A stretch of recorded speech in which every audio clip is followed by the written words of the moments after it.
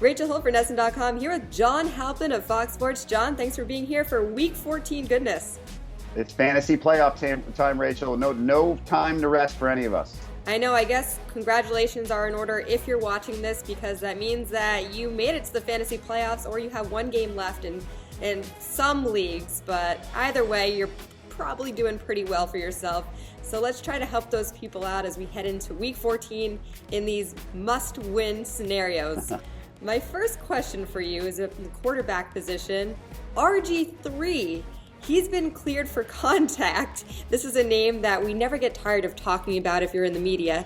He's been cleared for contact. He might play this week. So is RG3 a quarterback that you're potentially looking at in your fantasy playoffs? Nah, probably not. It's possible. I think the biggest guy you need to worry about this week matchup-wise is Marcus Mariota, because he's facing the Broncos. So if you're scrambling, if you got somebody, there's no big injuries. But RG3, he played in week 1. And remember, their line can't protect anybody because every quarterback the Browns have gets hurt. RG3 went 12 for 26 for 190 with an interception. He did run 5 times for 37 yards in an opening game. I still can't imagine, I usually do my rankings on Wednesday, can't imagine him being a top 20 quarterback. You'd have to really be reaching, maybe in a 2-quarterback league, but not in a typical fantasy league would you want to use him. Let's talk about that season-ending injury to Rob Gronkowski. Of course, in New England, a lot of people are devastated for the impact that means for the Patriots. But in your fantasy football leagues, a lot of people invested in this guy as a tight end who they expected to put up big points all year long. Now, let me mention a name, Ladarius Green of the Pittsburgh Steelers. This is a guy we've been waiting to break out for a while, and he did so in Week 13. He had 6 catches for over 100 yards and a touchdown. Is this maybe a guy you would replace Gronk with? Or if not, what other tight ends are you looking at?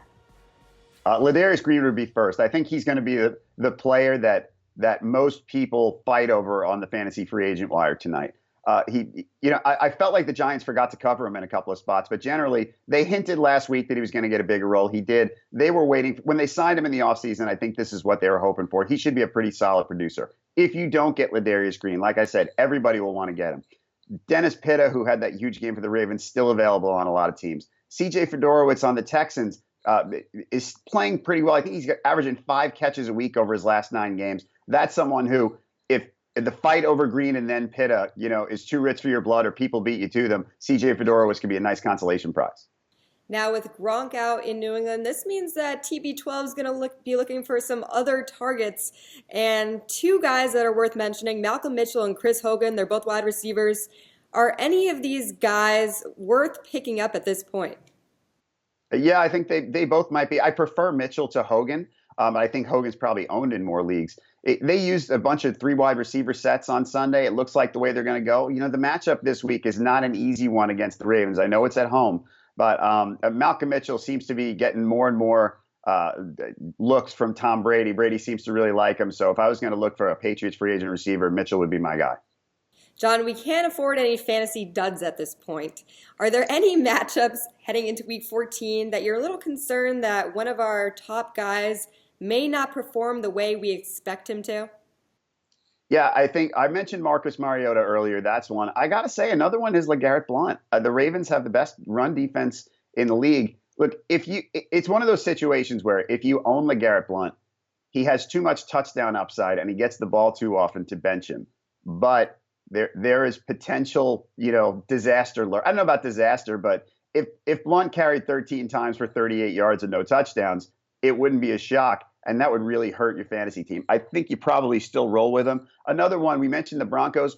Rashard Matthews is someone who, before the Titans bye, was a really good receiver. I think the past 6 weeks or so, he's been a top 20 wide receiver. However, playing against the Broncos, I would avoid Matthews against the Broncos. Okay, well, we mentioned some duds. Are there any hidden gems that we may find on the waiver wire? I know at this point in the season, it's tough to get those running backs and wide receivers, but is there any name that stands out to you as potentially being someone worth taking a look at? There's a bunch of wide receivers. Here's a really deep one. There's going to be people trying to pick up guys like Malcolm Mitchell, and maybe they have them already. If you watch that Jets-Colts disaster on Monday night, so the Jets put Bryce Petty in the second half. And he's going to start the final 4 games. They play the 49ers, who are terrible on defense. In the second half, Bryce Petty threw to Robbie Anderson, a wide receiver, 11 times, just in a half.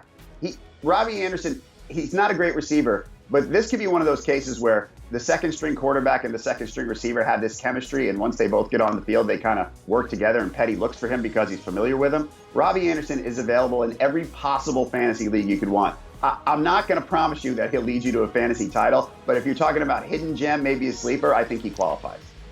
John, you do this all year long. You have all the fantasy football advice. You're there in the beginning of the season. Now that we're in week 14, is there any special advice you would give us, any tip or trick to help bring us to the promised land and get us that fantasy football championship this year? I think other than the players we talked about, don't feel the need to play it safe. Fantasy football can be, the matchups don't mean everything, but they mean something. Don't feel like that because Marcus Mariota has been so great for you all year that you have to start him this week, even with this bad matchup. Don't be afraid to shake things up if the matchups call for it. This is all good stuff. You're on it every week. You have podcasts, you have articles written. Where can we find more from you?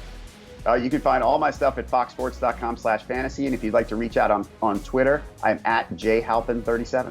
It's worth mentioning that we both made it to the playoffs in the league we're in together. So best of luck. I just took all the advice you're giving me. I'm going to use it to beat you in the end. So thank you very much. Good luck in week 14, everyone.